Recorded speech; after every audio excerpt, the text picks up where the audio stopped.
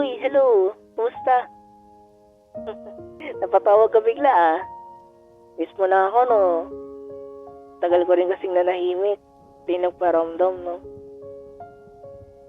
Eto, okay lang naman. Nandito ako sa stopover ng biyahe ko sa buhay. Papahinga saglit, papalakas, para makausad na ulit, makapagpatuloy na sa paglalakbay. Alam mo, isa sa mga bagay na natutunan ko, yung maglakbay ka lang ng tahimik.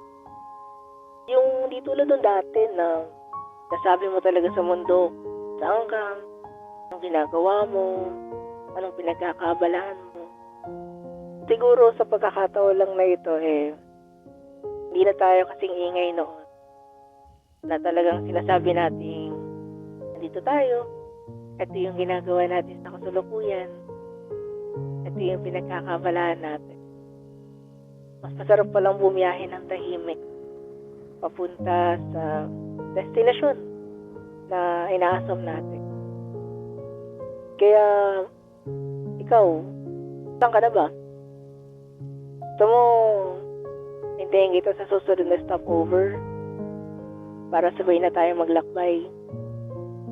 Nakakabingidi yung katahimikan pag mag-isa ka lang eh. Ito mo naman ako, gusto ko lagi may kasama.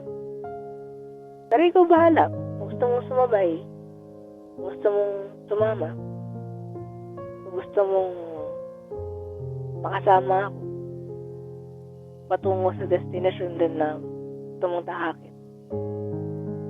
O siya, basta makita na lang tayo sa stopover ha.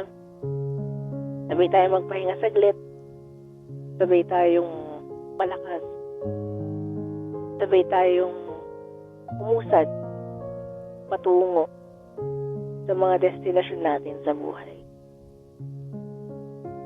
Sige, ingat ka. Kita-kita.